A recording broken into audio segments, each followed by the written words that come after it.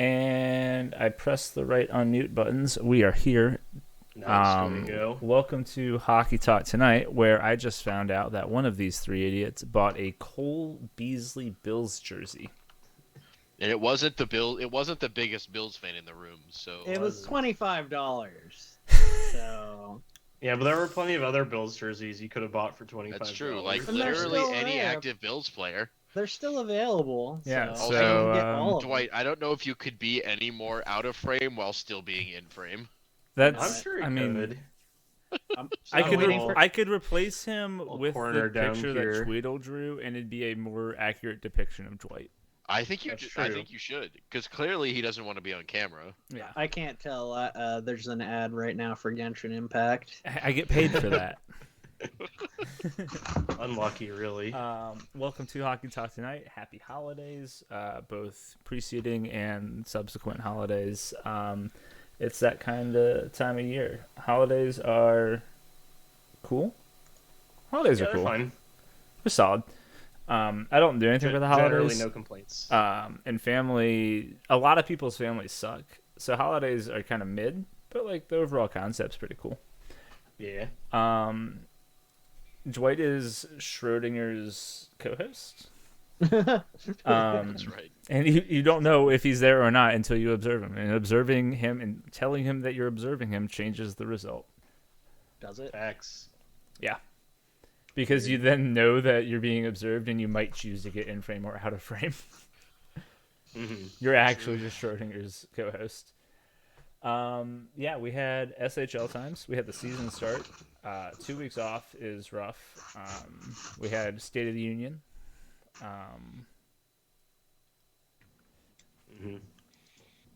Holidays is to...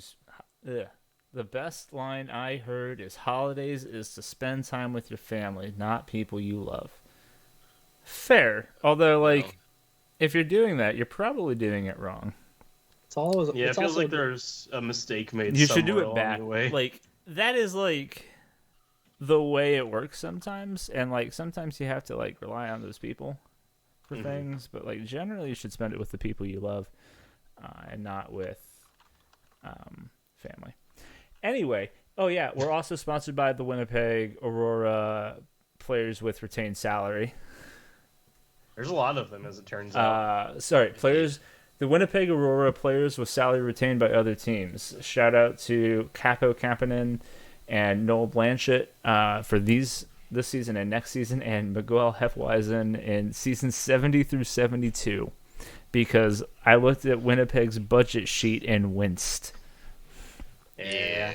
In like you a know, positive way for Ace, but I'm like, man, what the hell happened? Trying to be the best team in the league means you got to juggle some contracts. Yeah, and I'm sure Dwight has a lot of thoughts, so we can get to that. Because that's one of the topics that was in the State of the Union address.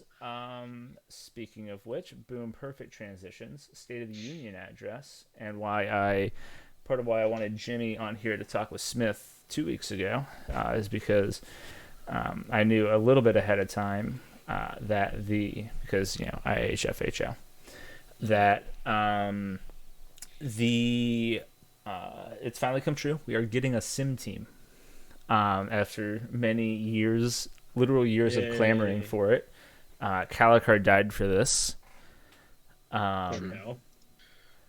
But R.I.P. in peace. we are getting a sim team. Might end up resurrecting Calicar while we're at it. Which TBD. yeah, essentially is bringing all of the existing simmers and sim departments, so like the J simmers, the SHL simmers, Blitz doing the international sim stuff, bringing all of that under one roof to hopefully help with logistics, make backups, like backup simmers a little bit more available, help with cohesion, consistency across leagues, having one person that can be like the actual project manager for that. Overall, good idea. Hopefully it pans out. I think that like it's going to be a battle between whoever gets hired for this position and HO. They'll be battling back and forth a little bit over what is the fair compensation structure for simming in this new environment. Yeah. But yeah, there's a lot of different perspectives on simming, a lot of different things that different teams do well. Maybe if we do this, we can get some better ice and some cohesion with that, because as we saw in the last couple of weeks, we've got people that are willing to make ices for their teams, even though they're not the GMs. Shout out to Farah over in Texas. We get like actual ice and some actual cohesion, and they can be like meme ice still, but we can get like the production value up. We can get consistency in how things are done. The playoffs will maybe appropriately weave back and forth so that, you know, the conference that goes first and the early sim goes second in the later sim, and we can have a good time. A good time in my SHL? Are you sure about that? Fair. What are your That's guys' initial takeaways on the sim team concept as presented in the State of the Union, and I guess how we've talked about it? Well, I guess I can speak on this as a simmer and current head of the SMJHL sim team, in that I think it's a good idea. Yeah. I'm a big fan of trying to bring everything together, because as of right now, we're separated into, I think, 3 separate sim teams, if not 4. Yeah. And nobody lot. talks to each other. Yeah. Like, I don't talk to Sparky. I don't even know who's running the IHF and WJC sims. Blitz. So yeah, that's learning something new. So I think it's a good idea. Plus, then we can have consistency in like the way we do it. In that, like, how do we show highlights, or are we showing full games, or how many games get live simmed every sim, or Yeah. you know, your intro and exit screens can all, you know, be at least similar. You know, I think it makes sense. Plus, then you have that contact point between the Yeah. The simmers leagues. become somebody that like go in and run the thing and aren't like as personally entwined with the league. right. Yeah, which I think is a good thing. I mean, as it stands right now, I don't really do anything with the sim or in game aside from prep the file during the off season, and like, you know, I'm there as like a last second emergency simmer if need be. Yeah. Yeah. But you know, and I think that's good for the head, and I think, you know, if I were to get, I will say that I have applied for this position. And I think, as you know, if I get it, I think I'm going to be instating a sub head for each league, who, you know, reports to me but is basically stepping into my current position Okay. of Like a J sim manager, like an Right. SHL sim manager. Right. Yeah, and you know, we're going to be expanding and, you know, trying to hire as many simmers as possible. So, you know, you might be a simmer and, you know, you sim one time a week, Yeah. which for a lot of people that's, you know, that's great, because I mean, it's that's not, like ideal almost. right. You're Yeah. not putting, you know, right now how we have it. I mean, I've got 4 simmers in the J, and I have 2 people simming 2 nights, and the other 2 people simming 1 night apiece. Mhm. So, and that's great. Yeah. You know, I don't have to say, hey, you're simming 4 times this week. Yeah. And then also, like, if you can get to the point where you have like the sim managers as like the people that interface with like GMs, like, I know I've understood there to be like frustrations from the simmer perspective of how they are interacted with by GMs. Mm-hmm. And like that, it's not like a big stretch of the imagination to go, okay, yeah, GMs aren't always the nicest people, especially like when their team is involved. Right. They're probably even less polite when not dealing with other GMs. Like, there's been some like not nice things said about simmers by GMs, and I Right. think that And, you know, putting and that, putting it's- somebody as a buffer to protect the simmers is Sure. like an incredibly valuable thing. Yeah, and it stems from being protective of your team and having a certain expectation for how the sim is run. Um, is the simmer following procedure? Did lines get posted on time? Yeah. Did something happen? But it also, you have to look at it from the point of simmers are human and mistakes happen, and you know we were blessed with Calicar, who rarely made mistakes, and I will say we did struggle quite a bit in those seasons after he left, Mm-hmm. trying to step into those shoes where suddenly we've got people who aren't as experienced stepping in, and suddenly mistakes happen more frequently, and that's upsetting as a GM. You expect a certain level of quality and of sim knowledge, Yeah. but it doesn't always happen. So it's you know I think that comes from training, which is pretty important, and it comes from just experience of running the sim. Mm-hmm. So yeah, it can be a tough spot to be in. No, I won't say that should stop if anyone's listening who's going to apply to be a simmer. Don't let that stop you, because the team's full of, as of right now, at least in the J, we've got 5 people who are willing to step up and answer questions and help train and all of that. So, and that exists in every league at this point. Yeah. You've got people who are willing to be that resource. So yeah, if you're I mean, interested. we did live sims in WSBL, and I simmed that for a little bit, Mm-hmm. and like Mm-hmm. it. Obviously, like, I have like experience doing like broadcasting stuff on OBS, but like I had never like simmed anything for a league before, and Mm-hmm. I was basically just handed the file and said, "Hey, if you have questions, go for it." And like it's there's an expectation of it, but like you can it's not like a high stress job. Right. Yeah. Like it requires your And attention. it's way less stress than it used to be. Yeah. Yeah, stepping into be a simmer, 10 seasons ago was, hey, here's a file, you get to do everything in it every day. Now you just kind of have to like guide the game through the simulations. Yeah. Yep.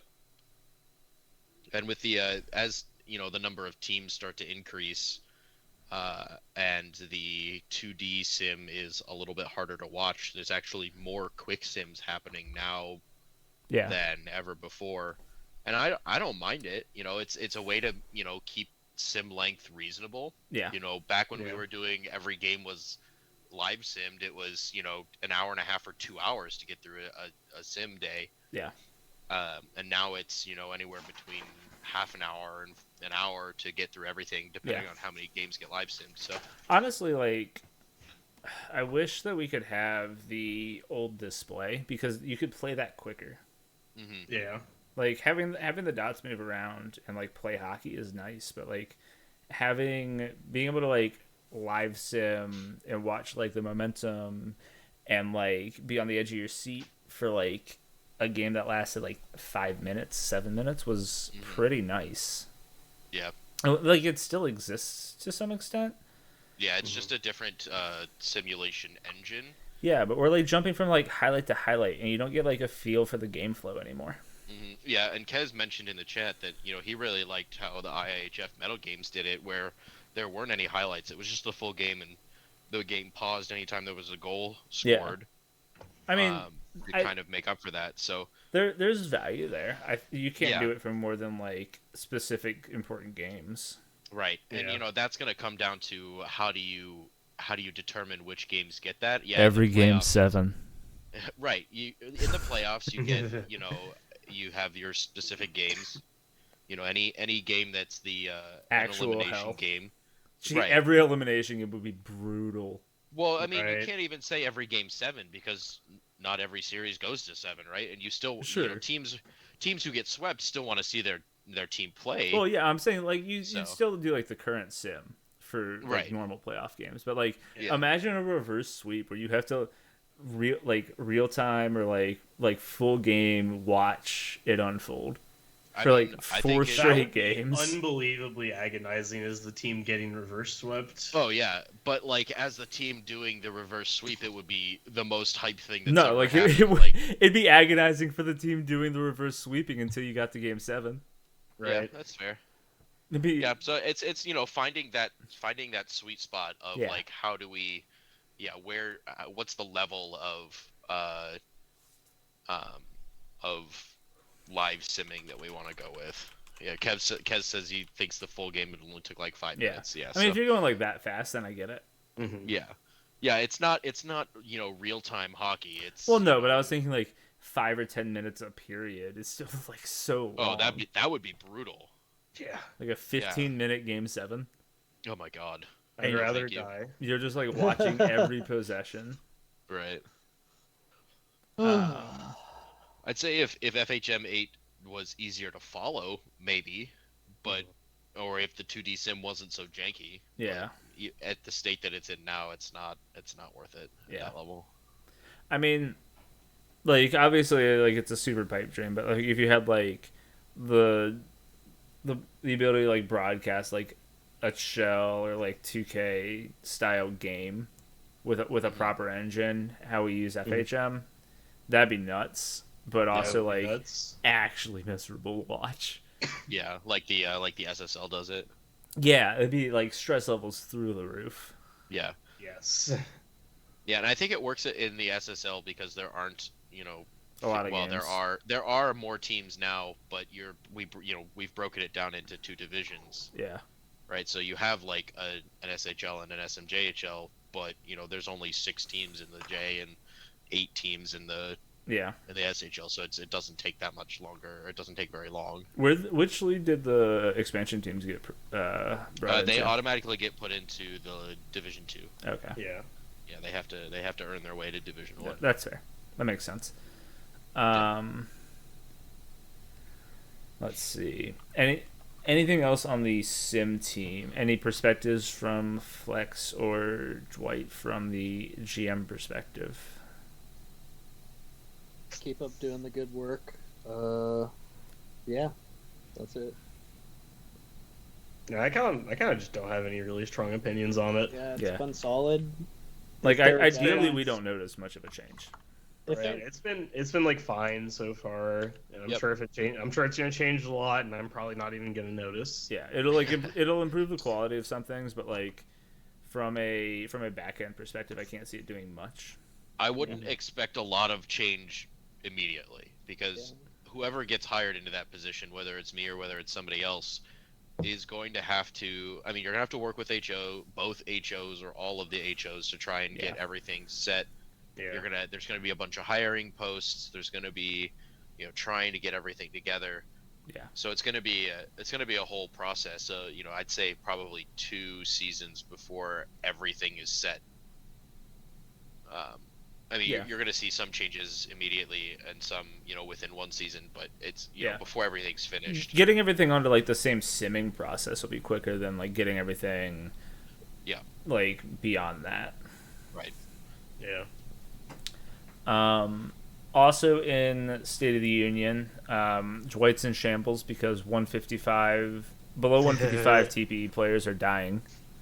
Automatically dying. In the Rest in peace, arms of Jesus an Christ. angel, Tobias Lindemann as well. Hey man, they made a point in that you can have a 300 TPE player for the same contract, so might as well. I know it's for the memes, but memes drive him into the ground. Do you realize how many times Jesus Christ has beaten Buffalo across his career? Alex, how many times has Jesus Christ beaten Buffalo? The answer is too many. The answer is not enough. It is. It's too good, man. It's too good.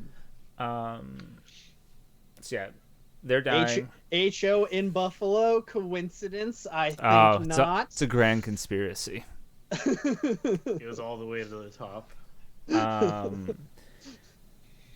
We also have Dwight's favorite conversation topic these days: the budgeting of contracts and adjustments to contracts. Finn was talking about how season 67 saw the implementation of the new contract adjustment system where people are going up in salary when they hit TPE tiers. You might have caught Luke making those posts on like a season to season basis. They clarified it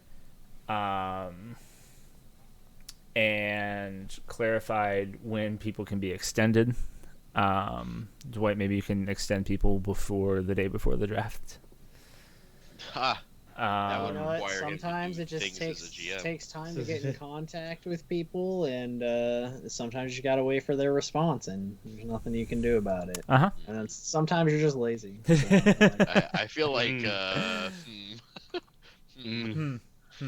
weird. But essentially, All I know is that yeah. Yeah, all you know is that Yep, that's it. yeah. That's it. That's it. No comments. So now TP is getting sort of locked in as the TP used for adjustments is TP at regression week. So you're not like saying, hey, don't claim this, etc. Yeah. And the contract for the upcoming season is determined by the post-regression total. So you get a little bit more ability to like firmly understand where people are going to be at. This is coming as a solidifying of I don't know, the contract tiers have continued to mystify me in a way. Like, I understand the purpose. I can see how they're effective. They just feel awful. Yeah. Yeah, Smash was saying sometimes you only get the contract acceptance in DMs. Classic. But the adjustments feel bad from like the perspective of why we're all in the league from a social perspective. Yeah. It inherently comes back to feeling like a punishment for all of your friends enjoying hanging out and doing the same thing together. And that's been my big hesitation with all of it. To the point where like I have pushed and probably will still keep pushing for the ability to regress beyond where your regression total would take you. So if you're going down to like 1750, you could regress down to like the lower tier, et cetera, et cetera.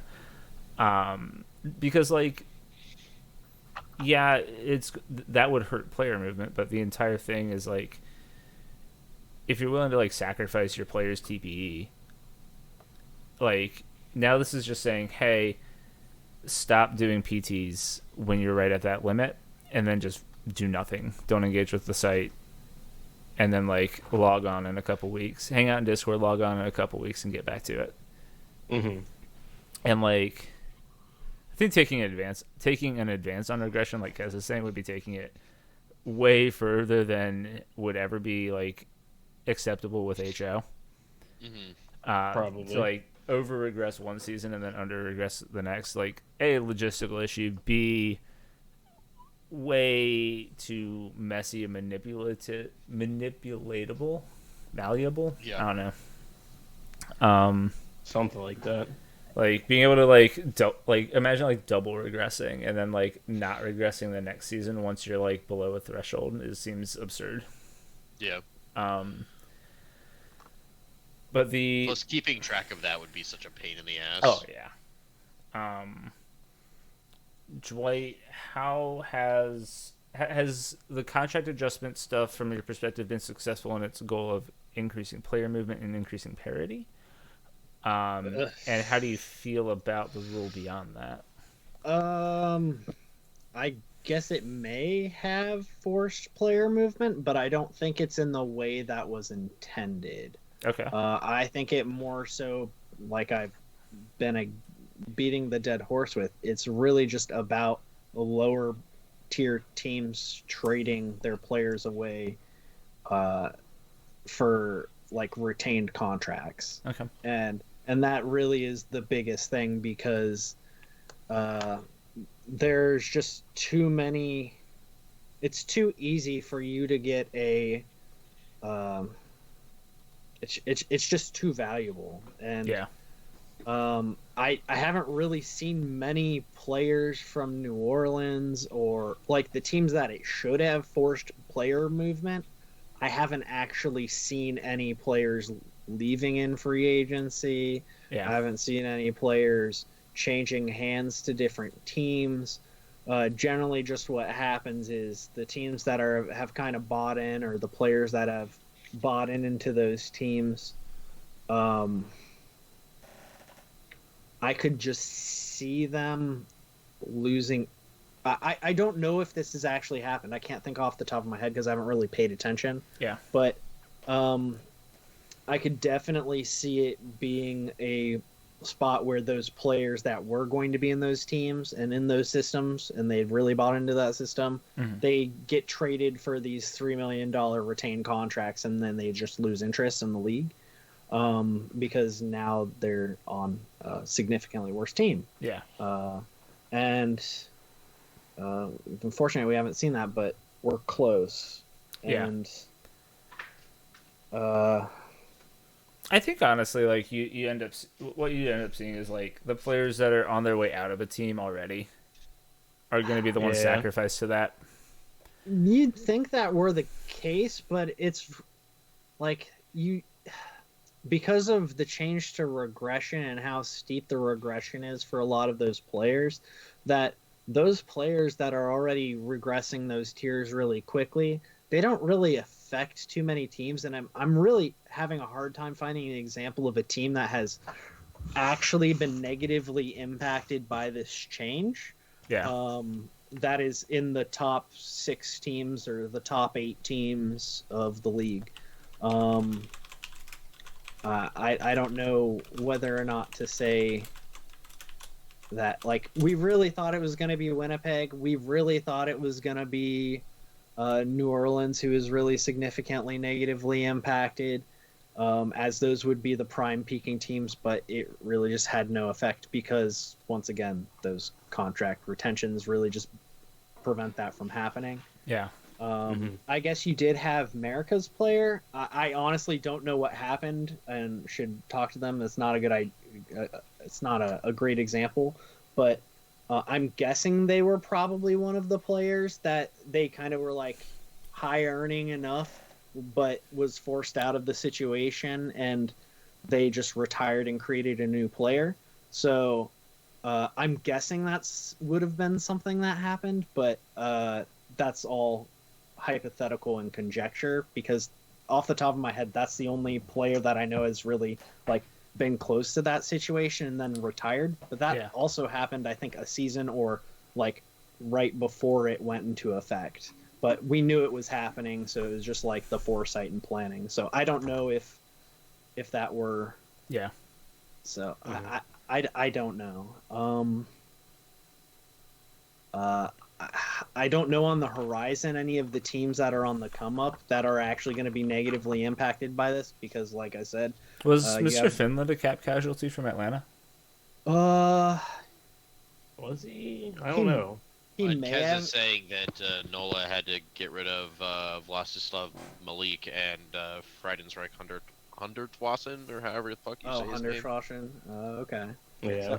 So like you still get rid of 2 players, but Hundertwassen is on what team now? One of them's on Montreal, I think. Yeah. So Ask Madden is on.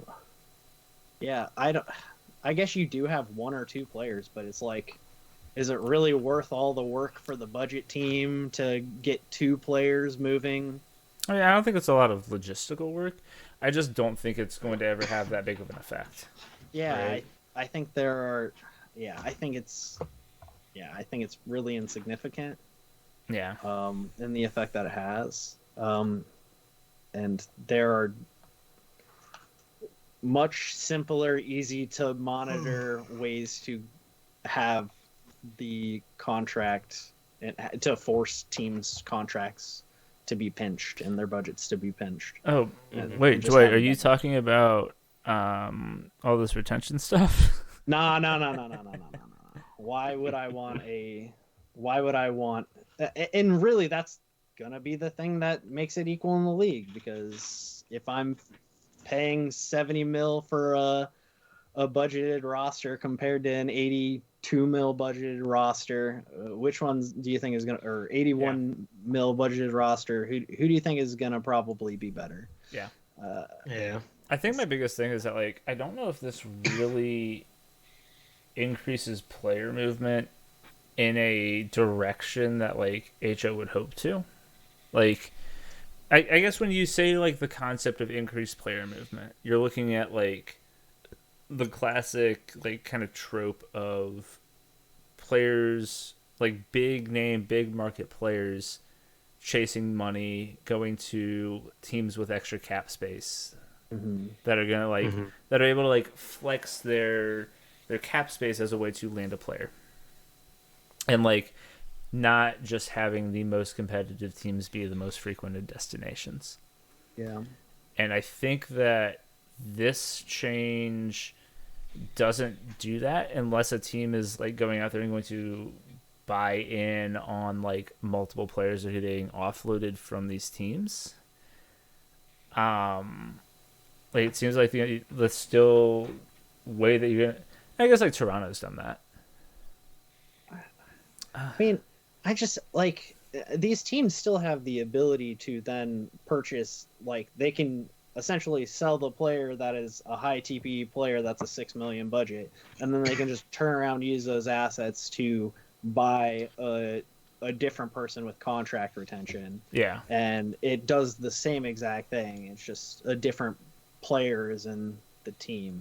And like you said, it does have player movement, but it, like, a lot of teams, it's like you're just causing turmoil between players in the league. Yeah. I guess, and the individuals in the league. Yeah, it just seems like you're adding, like, entropy or movement just for the sake of, like, putting different names in different places. Yeah, and it's not like it's an, like, yes, it does technically affect everyone, but it doesn't affect everyone the same.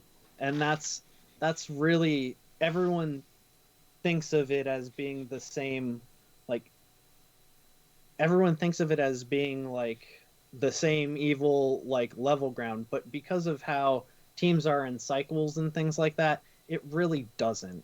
Yeah. It's not an equal effect, which is, like, for me, I honestly don't give a shit in Tampa right now. Our team is regressed to hell, so, and Yeah. it just impacts how the younger players are going to get paid in 3 to 4 seasons. Yeah, So. it's like you guys, San Francisco, Los Angeles, Hamilton are just like, okay, we'll sell our players and then we'll do it all back again. And, like, and this is not to, like, drag specific teams, but you've got teams that, like, That's just what it is. yeah, It's not a you've got drag. teams like Minnesota and teams like, up until recently, Montreal, and like Edmonton's kind of in that boat where, like, they're not, like, or Texas, they're, like, not the destinations that people flock to because they don't have, like, those, like, deep, like, year over year built locker rooms right now. And, like, you want to incentivize people to, like, go to those teams and build them up from the bottom, and there's just no good way to incentivize that under the current system. I mean, the easiest way is to de-incentivize having good core players that would stay on your team through rebuilds, and reduce the effectiveness of retention. It may suck in the fact that they don't have draft picks, but it's like, Yeah. I mean, like, gives or as impactful draft picks. Yeah. But because if you take away the ability to retain on contracts, then, like, players like, players that are, like, past their prime, regressing, in like my situation, like, if I'm not traded to Seattle and I'm, like, going to free agency, then, like, those teams are able to make, like, pitches of, like, hey, we have these draft picks, we know you're a JGM, we want to, like, build up this community, do you want to be a part of that? Mhm. And Exactly. like, while we won't be the most competitive team, like here's what we can do to like pump up your individual players numbers for a couple seasons as in return for like helping us build this community. And like that's more of what I want to see. And I think like the increase in trading with retention is going to diminish those kinds of things. Yep. I would also like giving worse off teams the ability to like throw more weight around and be able to like recruit free agents, but I'm not sure how you do that fairly. With how easy it is to like tank and manipulate like your team throughout on like a season to season basis. Yeah. I'm not sure you can reasonably do that, but like I love the idea of like, oh yeah, these teams can like aggressively like pursue these people with some incentive that isn't attainable by writing media and or being on a good team. Yep. Like if for some reason like being at the top of a developing roster for like 3 to 4 seasons had like additional benefit to that top player, then like you might see a little bit more of that. Mm-hmm. But like right now, like there's no reason for every like regressing 13 to 1600 TPE player like me, like how Flex would have been if he wasn't on Buffalo. Like there's no reason for us to just not chase and try and get into the locker rooms with a bunch of our existing friends that are competitive and like ride coattails. Like, and like I'm like wanting other options. Riding coattails in Seattle's a blast, especially this season. But like, there should be other alternative options that are also enticing. Right. Makes sense to me. Um, It'd be nice to not have. It'd be nice to not be like, if you're like not be basically almost forced to recreate after a certain point. yeah. Which is another thing that has been tried to be pushed upon us a little bit, but A little bit, yeah. that's a conversation for later in the season, maybe. State of the Union also had adjustments that they were talking about regarding FHM8 and the engine. The conversation about defensemen scoring being down. They upped the cap for shooting accuracy to 13. They changed the number of goals per game. And they are aware of the goalie situation and how miserable it is to be a goalie right now specifically. How are you guys feeling about those issues with... I know we had talked about FHM8 as an engine a couple times recently. How are you guys feeling about those being addressed and how they were addressed by HO?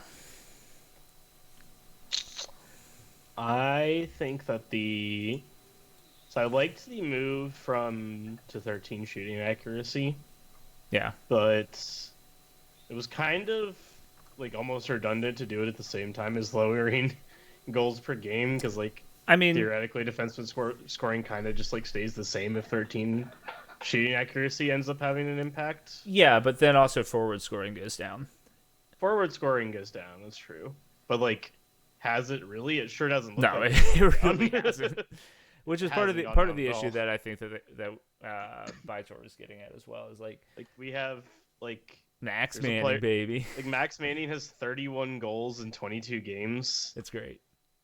There's a couple of players that are like near 2 points per game.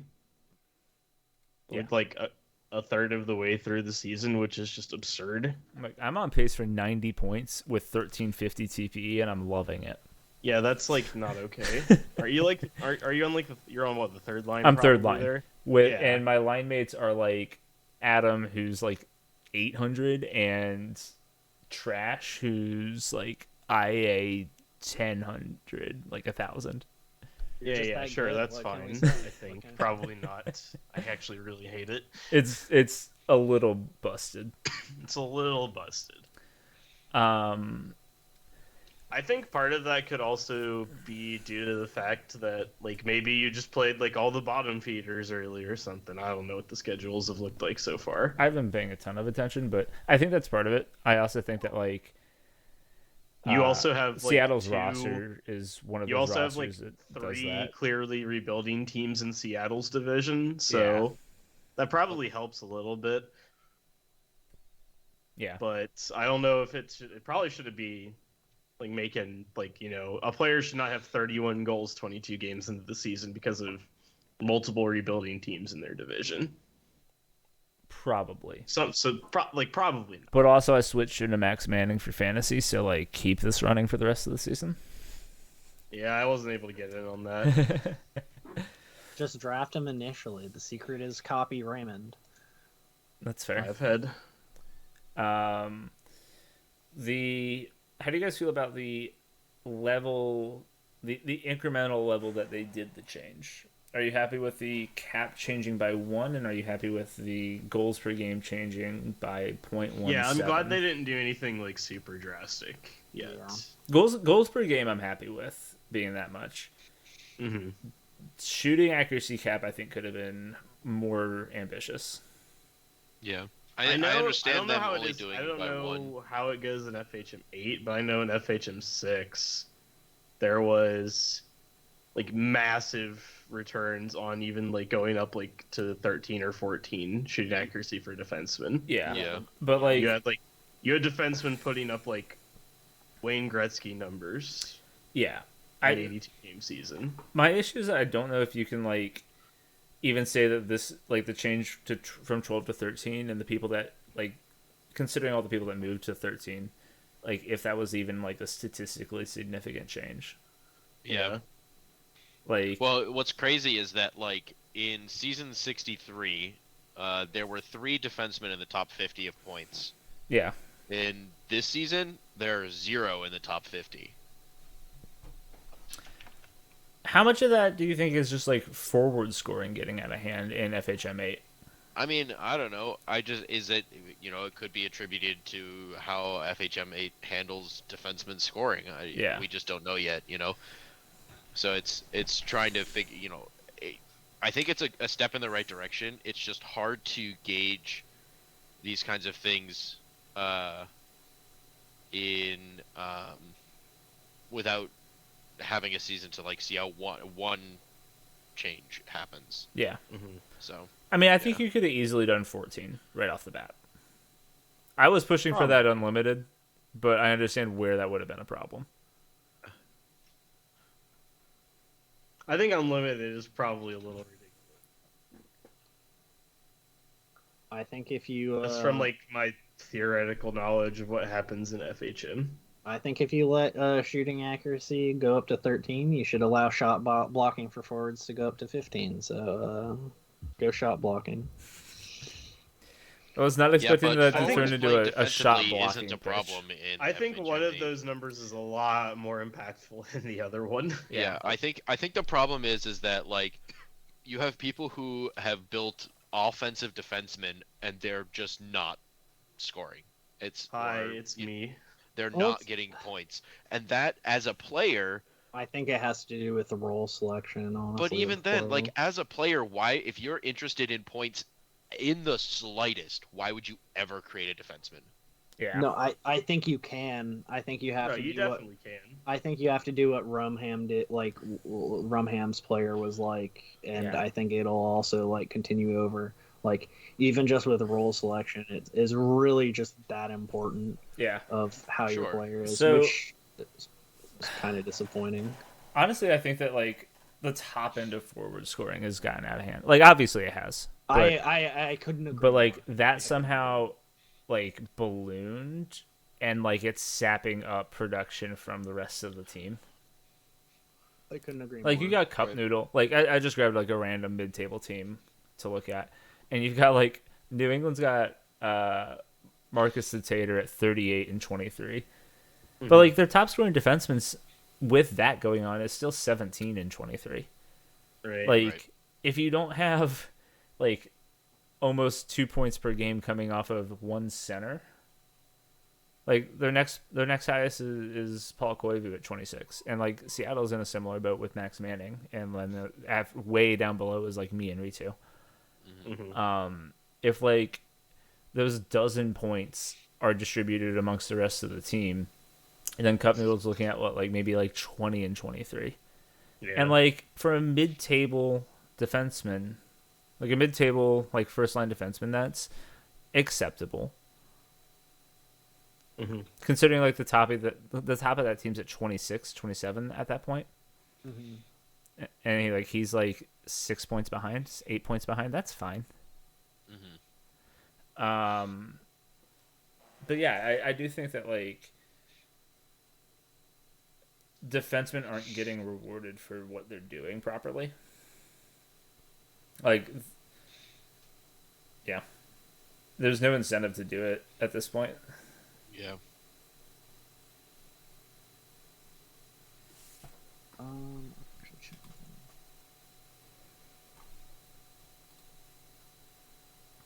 Defenseman leaders in points are what? Let's see. Maybe this will load. Let's see here. I think the top one's like 20. Points 21 is 21. with It's Puddles, and then Luke Yeah. and Gates at 19. Meanwhile, yeah, with the forwards, it's what is it? It's like 39. 43. Max Manning, 43. Jim Kinwig, 41. Good times, good times. Yeah. Top in the J is 21 and 23 for defenseman scoring right now. There's a 20 and 23, but it's almost entirely forwards at the top. Yeah. I don't know, like the top defensemen are shooting at a fair rate, but it's also not like the defensemen you would expect. Like Golden Face and like Old Man Adam Siana and like Cloutier on SFP are like three of the top 4 shooters right now. Well, the type of builds are very different, I think. Yeah. For like defensemen, I think there's been a larger emphasis on positioning, which just is just how the sim works. So that stats in the past, like getting open and passing, you would. I'll just say what Rumham did. He essentially got getting open and passing to 19 immediately, and didn't give a shit about defense because you really just didn't have to care about that if you had a singular defenseman. And there's a reason why he was up there in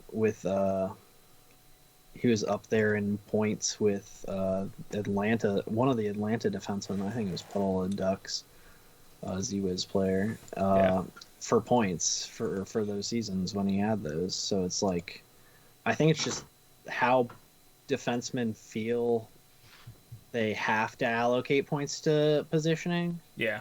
Across the league. Yeah, forwards can get away with doing a little bit less TPE spend wise. Absolutely. Absolutely. So then that opens them up to having such a gaping example or advantage in that. Yeah, if forwards were pressed to put as much into defense as defense is pressed to put into offense, you'd probably see forwards brought down a little bit. Right. Absolutely. Yeah. It's just not nearly as important for them. Yeah. Exactly. Do you think that the highest level of offensive like attributes should be more expensive? More expensive? Like a I don't separate, know. like a separate update scale for offensive stats, kind of thing, almost, or just like once it gets. Well, to I mean, the like higher end. I'm not like thinking of like logistics or balance or anything, but like, can you adjust for this with an update, with like making things cost different, like incentivizing people to, oh yeah, you could put getting open from 18 to 19, or you could put like checking and positioning from 15 to 18. I don't know. It's hard to say. In that case, you're like forcing almost forcing a meta.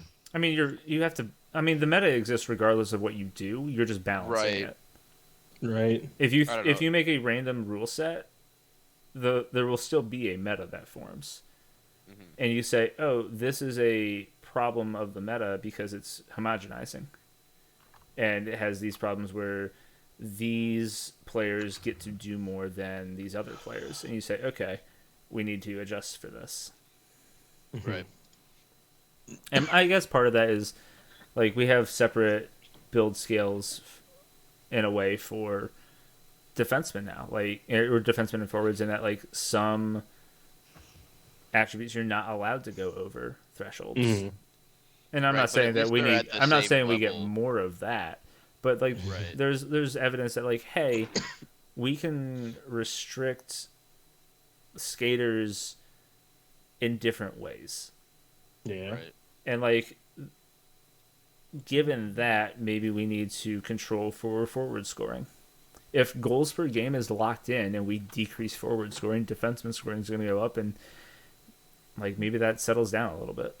Well, goals per game is, never something it's it's a suggestion. It's what the game tries to do. It's never going to be you're only allowed to score 6 points a game or 6 goals No, a game but- kind of thing. Right. So If- it's hard to. If there are fewer, yeah, sure. Yeah, and this is it's a like Kez said. Is this where we bring in player archetypes, where it's like I mean, if you're a yes. certain archetype, are you only allowed to max certain things, or you introduce those limits based on an archetype, right? As an offensive defenseman or whatever, you're allowed to have a higher shooting accuracy, but you lose Getting shot out. blocking and checking, or whatever it happens to be. Yeah, Oh my god. Yeah. I think if you were to do something like that, you'd have to like acknowledge stats that are really, really good together, like getting open and shooting accuracy in Mhm. this current sim. Yeah, or and getting that's open and puck handling. So like, well, and that's something that it'd be fun. where we're at right now, we're not ready to take on, because the work it would take to identify all of those things and to develop the archetypes and find their limits is not something that we just don't have time yeah. for that. And also, at like this we're point. trying to Yeah. avoid the simming, but I think Right. that like Yeah, I think that you get enough seasons into FHMA and you can go, okay, these are the things that are oppressive, or like all forwards are homogenizing in this way.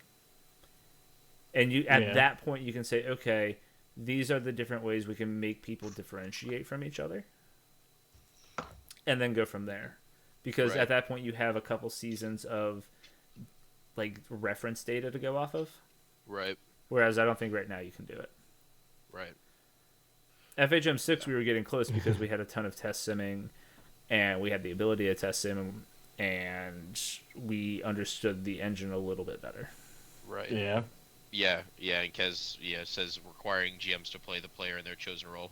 It wouldn't be a requirement. It would just be a lot more noticeable that they're not playing in their Yeah, like I'm specific fine with role. like giving a player a role Yeah. that isn't aligned with their archetype. Right. It would also I think hurt the J, unless it was just an SHL specific thing, like you don't choose your archetype until I think season I think 4. that's even fair, because then you let people get acclimated to the league like the J is Right. supposed to do, and then Yeah, when and the you J call up, the problem you is the J walk is that into you an have archetype. you have people playing out of position like Yeah. Well, also like, I mean, if you look at it like from a flavor perspective, like a lot of junior hockey players become different players when they play at a different, like when they play at the higher level. right. Right. Like people that got by on Roth being just like straight better than the kids around them didn't have to specialize, and then when they go up to the SHL, they're specializing and becoming an actual like hockey player of a certain skill set. Right. Mhm. And at that point, like the skill sets, unless you're like an absolute nut like Connor McDavid, like the skill sets are something that demands enough of your attention that you're not going to be good at everything. Right. And so I'm fine with like archetypes only coming into play once you get called up. Yeah. Yeah. I think it would be an interesting mechanic of being like, well, I've had my player built this way for so long. I think you would also have to allow redistribution up Sure. until the final That's season fine. of the J, because that's you're gonna have people that say, I don't like how my player played in the J. I want to change into something that fits a different archetype, which I think would be just an inherent um, repercussion of Yeah. instituting something like a. No, I mean that should absolutely be the case. Like if you have a first gen that comes in, and and right now they say I want to be an offensive defenseman. I want to be Cale Makar. Right. Because that's I'm sure a popular mindset to have. So they come in and they want to be Cale Makar, and they're like, oh, that's not something that is because we haven't adjusted for that in whatever ways we're going to adjust for that. But hey, right now, Cale Makar doesn't look like it's a thing that I can pull off. What am I going to do now? Do I want to become a different defenseman? Do I want to become a forward? You have to understand that like all these first gens coming in with like different expectations of what this game is going to be like for them and what they're going to enjoy. That can do a full 180, and you have to facilitate that and not say, okay, that'll be you writing 6,000 words of media. That's fucking dumb. Yeah. And like you don't even get that like you can't even necessarily be at that point like after your first season. Position swaps still cost money regardless, but you can't be at that point like with your 50 TP redistribution after your rookie season. No. Right. You have to like that. I didn't know what kind of player that Jimmy was going to be like halfway through like my rookie season in the SHL. Like I was just kind of along for the ride. Right. Well, at that point, you don't really have the TPE to fit necessarily into the archetype that you've chosen if you're going that way. Like, yeah, I mean, you'll be like you're rounding still- out your if- player to like be a real hockey player still. right? Yeah, yeah. You choose to be you want to fill into this archetype of being a speedy forward or being the sniper or the offensive defenseman. Yeah. But you only have 800 to 1,000 TPE, and you're not even close to being like what the archetype says you should be because you just don't have the TP to get there. Yeah. Mm-hmm. Let's see. Other State of the Union things. Twitter's getting replaced at some point by a forum-based media / forum game-esque thing. That'll be kind of nice. Yeah. Fuck Twitter. Fuck Elon Musk. True. Retirement rules, like I was mentioning, people double retiring or triple retiring and like unretiring to get under a certain TP threshold to stay on their current team. HO's like, no, you can't do that. And I'm like, that's kind of a useful thing to have. But we'll chalk it into the giant pile of things I will never see eye to eye with HO on. Yeah. Yeah, and we've had this discussion before. If you want to hear us rehash it, go back and watch a previous episode because we've had this conversation about it since like we 30 started putting times. them on YouTube, so Yeah. you can find it. Yeah. Okay. State of the Union done. Real quick-ish. SHL season so far. Winnipeg, their players with salary retained by other teams going sicko mode, top of the West. Seattle, Chicago, Buffalo, all having players go absolutely sicko mode, like we just talked about. Forward scoring off the charts.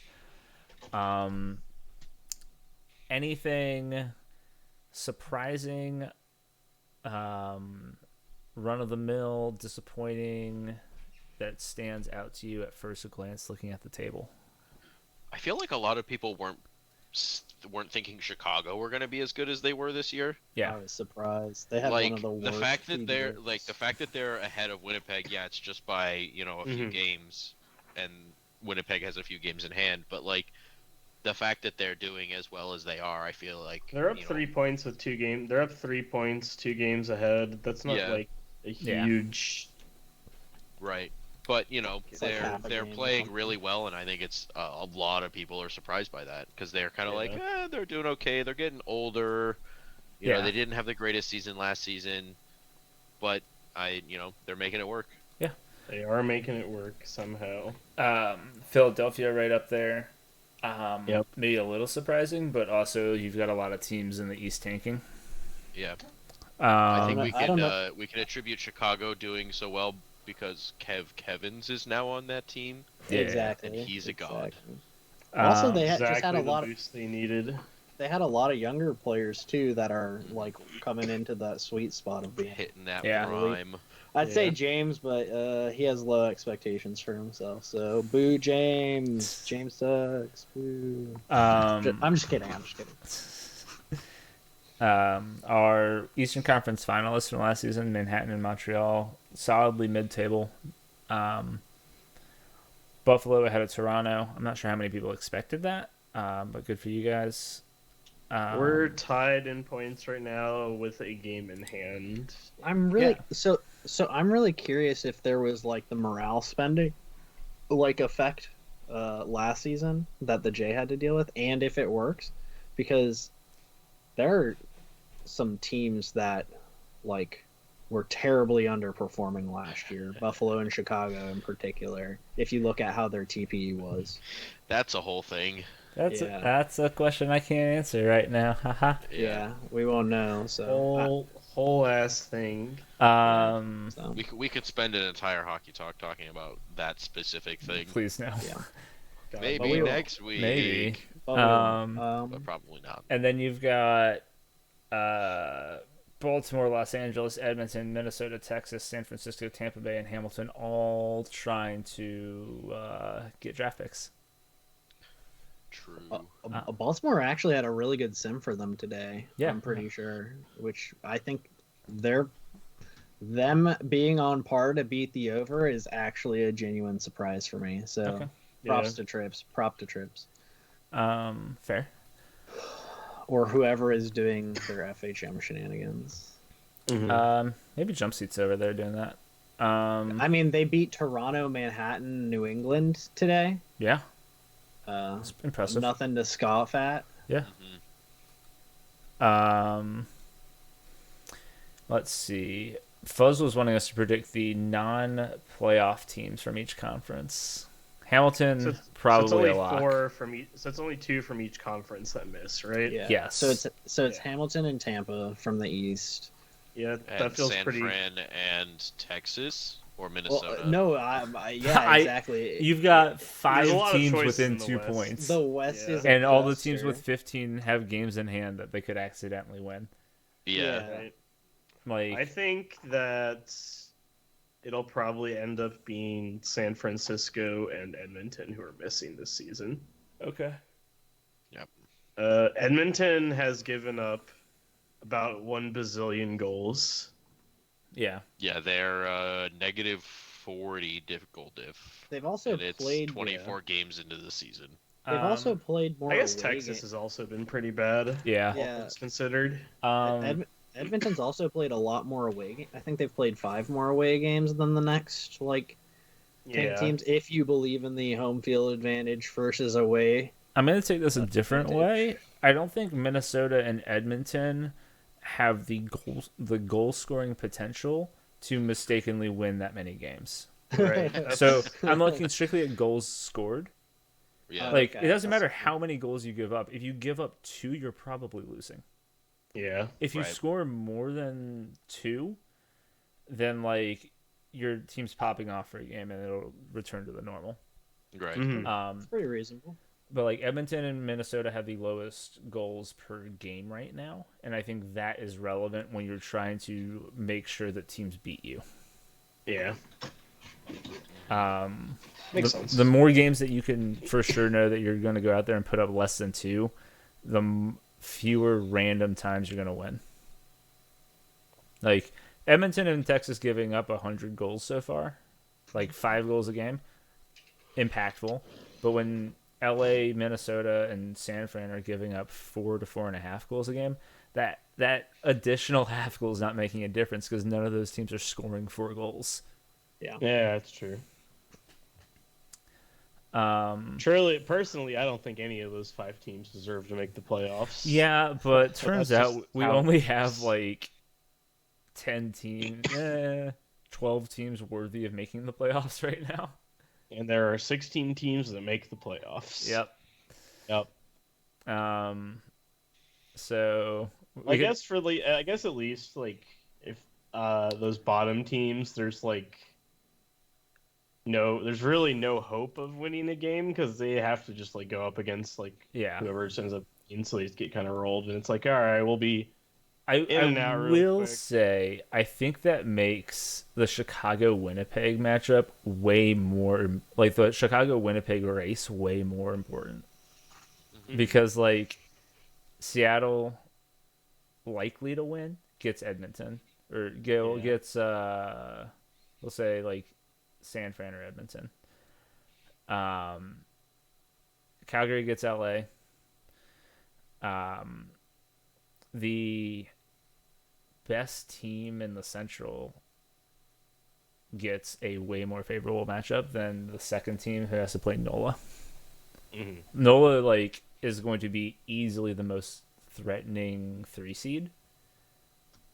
Manhattan and New England will also be threatening, but not as much as NOLA. And I'd be like wanting to avoid that in the first round by any means necessary. Do you guys think Philadelphia will finally win a playoff series? I'm gonna say, probably by default, yes. So Oh my it's God. I'm cautiously leaning Atlanta towards men yes. well, Unless they end up dropping a couple of places to like third or fourth, and then it could get a little dicey. I could see my I could see Manhattan beating Philly if Philly doesn't win the division. If Philly wins the division, then If Philly they wins their get- division, they're in good space. They're in a good spot. Then they get one of Baltimore, New England, and Montreal, and that feels a little safer. Yep. But like, I mean, Montreal ran to the conference finals last time, and I would hesitate before I count that as a win. Right. Mhm. Yeah.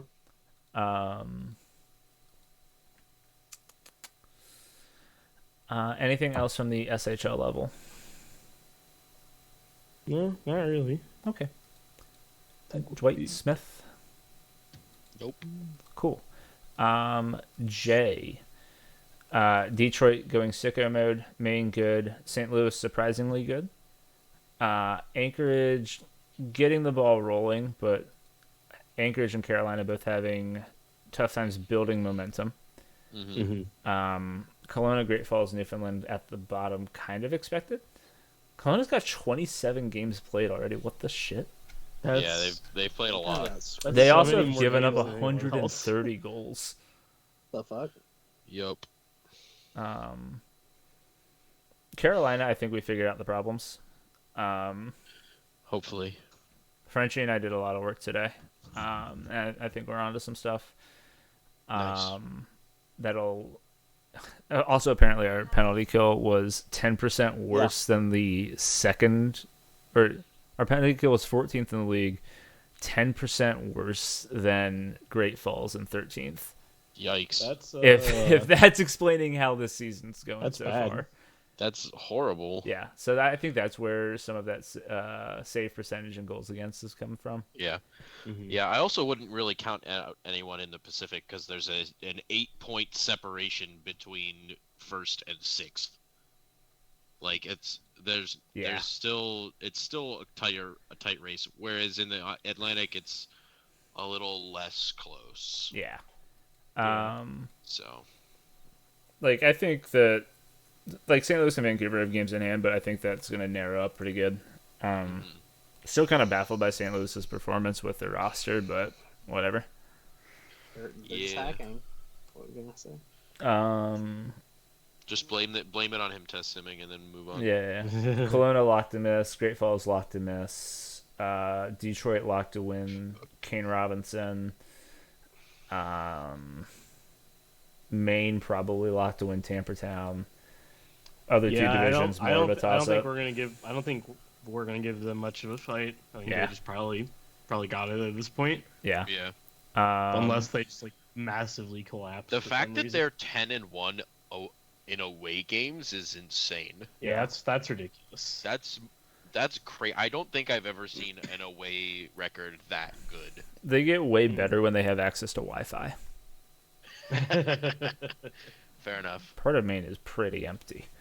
Well, yes, the no, old Portland is like Winnipeg Jets Portland's the experience. biggest city in Maine, and that's where their stadium is. Yeah, but there's not a lot there.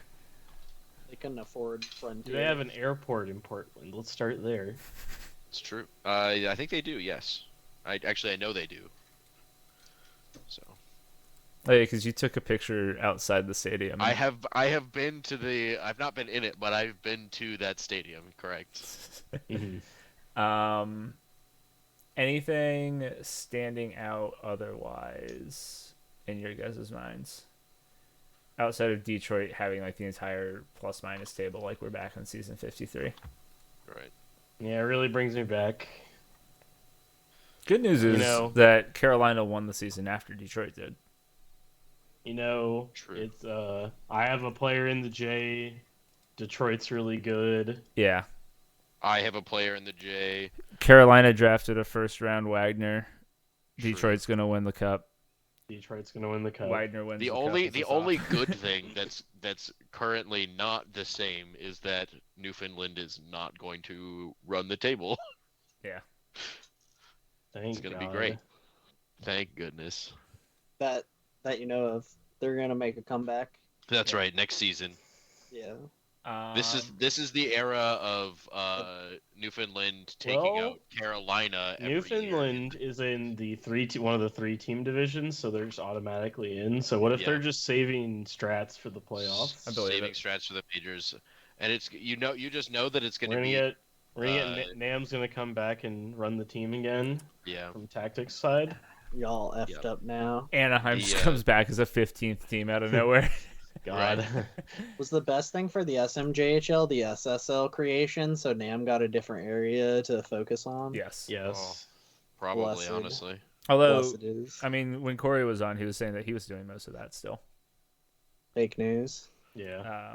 I'm just kidding. Let's see.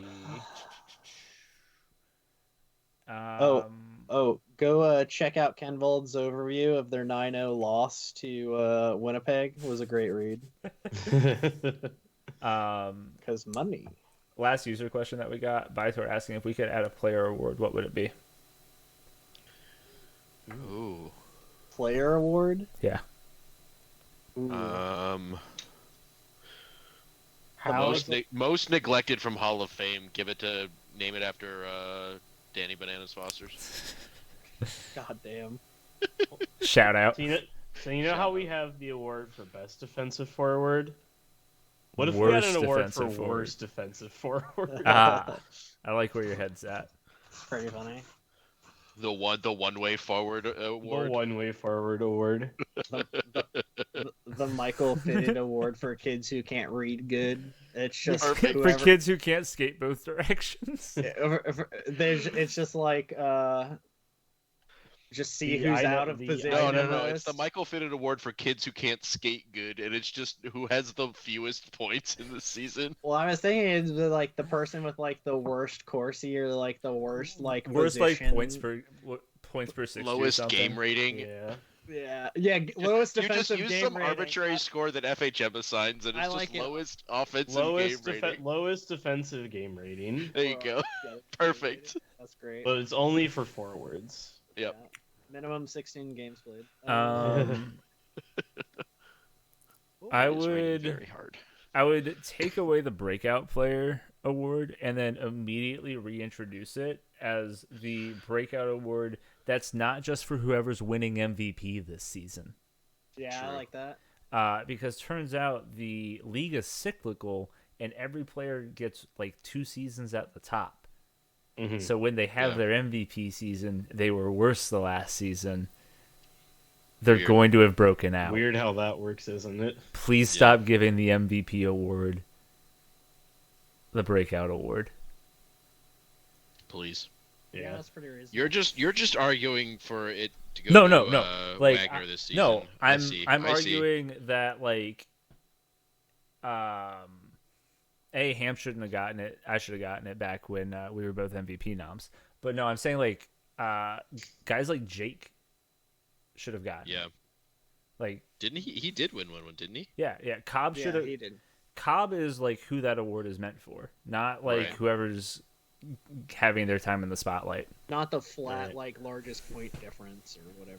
Yeah. Right. Like from being Oh, you scored 40 more points this year. Yeah, our entire team gained 200 TPE, and I'm in my peak season. Right. Yeah, my entire team gained 200 TPE. I finally got to first line power play time, shit like that. Yeah. Right. Yeah. Like that's just kind of how. I mean, I Kinda how think it that works. just comes down to the awards team actually doing research instead of just seeing, deciding on who had the biggest point increase. I am year to very year. dedicated, and you can't tell me otherwise. You know, one day I'm gonna step down from being a JGM and I'm gonna immediately join the awards committee and tell all of them how all terrible they are at their job. Perfect. Or you could just have them listen to this talk show and they can hear it every week. Yeah. True. Closing questions. I'm gonna keep this one a little short and sweet today. But yeah, we got Overwatch to play. No, we have, We weren't supposed to say that part out loud. I'm saying the quiet part out loud. Looking for a fifth. What's your spiciest holiday take? Spiciest holiday take. Cayenne. God. It's not spicy, but people who celebrate or start celebrating Christmas before Thanksgiving should be shot. Oh my god, I couldn't agree with anything. I've never agreed with anything anyone It's said. not more actually on that the spicy, show. but Yeah, like if you that's- decorate for Christmas between Halloween and Thanksgiving, in the U.S., you are what's wrong with society. I was about to say you're. Well, I think such an that's just even American. worse in Canada because that's just a month earlier, right? Yeah. Right? Yeah. Yeah. They're close enough together. Halloween and Thanksgiving are close enough together in Canada that it's reasonable. But like, No, that There's just a means month you're it's putting less up Christmas reasonable. Shit, like, still way too, entirely too early. Still. yeah. That's such an American answer because it involves guns. Yeah. You just wanted to shoot random people. That's pretty American. If- I Fair know. enough. The I American changed was it. implied. What's wrong with society? You're welcome. Wow. You If bled your you- stars and if there stripes are with that Christmas- response. It should just be illegal to have Christmas decorations up outside of the month of December. I actually Yeah. hard disagree with that, even though I don't like Christmas that much. Okay. Like if I love just seeing like the random house that'll have Christmas lights up in February. I was about to say if you keep Like them up if year you're round, you have if you're your gonna excuse. enjoy the holidays, All right. Well, let's stick to it. let me rephrase that then. In 1 month, from like December 1st to like January 31st, that's the acceptable Christmas decoration window. Like, I don't know. I'm not saying that you have to go outside when there's 4 feet of snow on the ground and take down your Christmas decorations, but like, be reasonable. Right. I respect the people who just leave them up year round and they don't give a shit. So, but that's just, No, the person I respect for that is a friend of mine who has the 12-foot Home Depot skeleton and leaves it up year round and just decorates it based on what holiday it is. That's great, but at least they're not decorating it like Santa Claus on November 1st. Right. You know,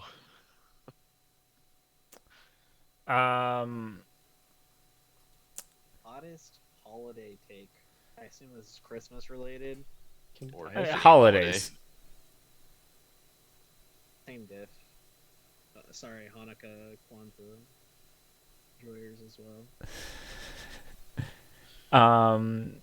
Santa Claus is a bad concept and shouldn't be taught to kids. Yeah, I mean- I don't like lying to kids. I get that. It's fair. Like there's like the base level of like if you're telling your kids that Santa got things for you and got things for other kids, you're immediately putting them into perspective of like comparing what Santa got them versus what Santa got other kids. That's right? shitty. And telling them that they're Just making like- it seem that like the only reason that they're getting stuff is because they were good around the holidays. Yeah, like start giving your kids a good perspective on the holidays early, and like it'll just be better. Yep.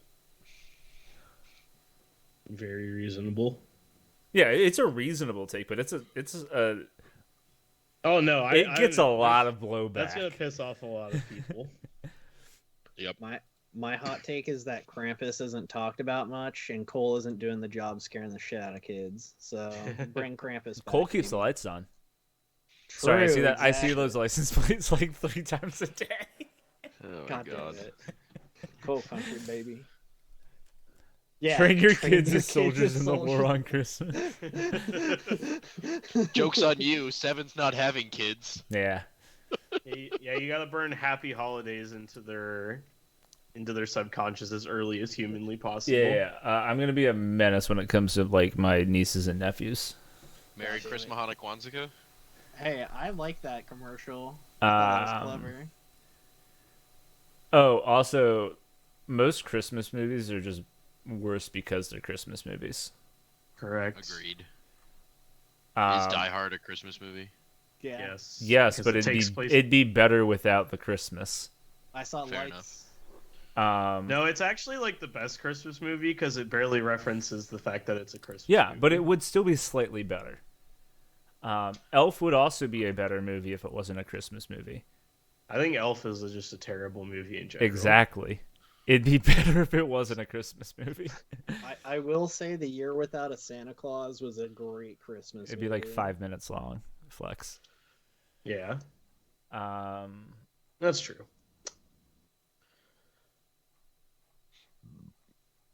I don't think I've got anything else. Would you rather fight 6 falcon-sized kraken in water or 1 kraken-sized falcon? Well, a Kraken-sized, like regular Kraken-sized falcons terrifying. Is terrifying to absolutely think about, horrifying. yeah. Like I would rather deal with like 6 like octopus. So like Yup. a regular falcon could probably fuck you up if it set its mind to it. Yeah. Yes. Assuming you were A falcon unarmed. the size of a house. That's just a Yeah, dragon. I'm You're just good. getting That's you're just getting death. beat into the ground by wing beats and then eaten alive. Yeah, that's Yeah, Apex. it's Predator just- shit yeah, right it's there. swallowing you whole. Yeah, but it's in No. water. In water is only the falcon-sized kraken. The falcon-sized krakens are in water. The kraken-sized the falcon kraken-sized is not in falcon's just water. You're just out and dead no about. matter what, though. Yeah, you're just dead. That's just Yeah. give me the falcon-sized Octopus. krakens every Yeah. day. Yeah. Yup. Yeah. That's just basically beating up 6 octopus. Yeah, which is not Like, like, there's still- easy, Yeah, but like, there's still like a very good chance like that they just get you, especially if they're any kind of coordinated. Right. But I like my chances against the 6 kraken-sized falcons. Or Agreed. falcon-sized krakens.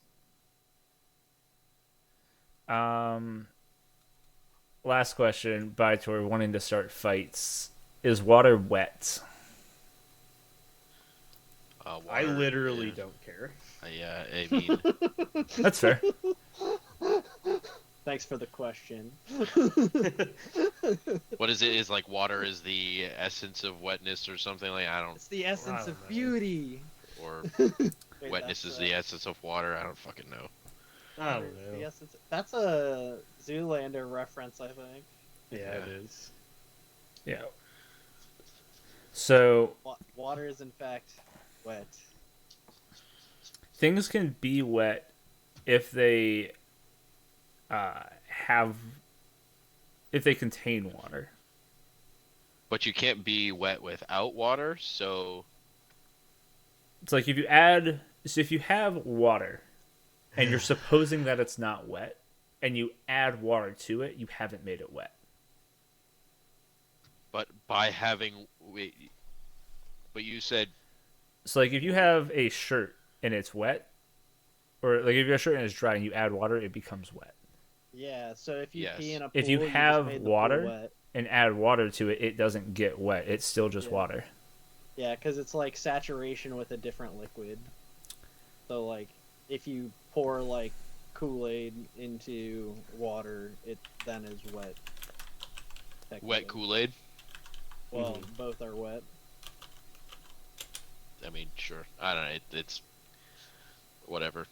It's a philosophical question that we don't have the ability to explain well enough. Wrong, because like if you actually take chemistry classes, water's just not wet.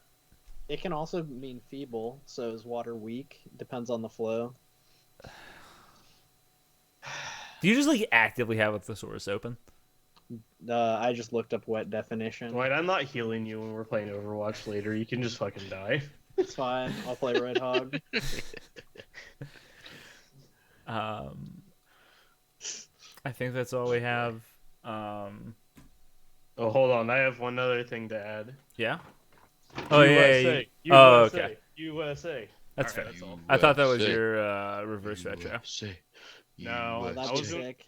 That's getting saved for next week. Okay, I'll wear my new jersey next week too. Oh yeah, It's not like fancy or anything. I like it. yeah. Maybe I'll have my Bills jersey. by Oh wait, then. no. Next week I have to wear something else. We'll talk about that later, or you guys can see it next week. Oh, you gotta is- get is- through that episode and word tank top soon. Is it Yeah. the? I think I know what it is. Then. But until then, when you see what we're wearing next week, have a good week. Hopefully Carolina turns it around. Hopefully Max Manning calms the fuck down. That's a lie. I want him to keep doing that. You have him in fantasy now. I You want do him to keep well, I popping. have him in fantasy, but the last 2 days he's done worse than Nate, and I dropped Nate. Oof. Yeah, he So- was someone who was probably going to turn it around because of his shot allocations. His shooting percentage we'll is see, we'll see. trash. But yeah, have a good week. Thank you for the Furry questions. Thank you for costumes. hanging out. Rich, it's not a furry costume. Penguin. There's a really funny work story about that though. See you guys next week. Oh boy. I'm intrigued now. I am. So I guess walked up next to my picture it coworker and pretty- said, "What if God's real, but He abandoned us when furries started existing?" And But he was like, so "How do you know my about first my personal first life?" coworker laughed, and then I told it to another coworker, and she looked at me and goes, "What's a furry?" And I Oh, said, no. "You're gonna have to ask. No. You're gonna have to ask Jacob about this."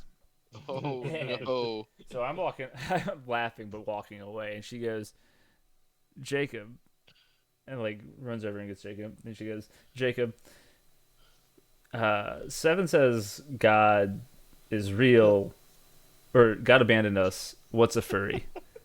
And he pauses and looks at me and goes, "What?" I said, "Yeah, man, explain." And then I walked away. Incredible. Of course. All right. Yeah. We're heading back to well, Brent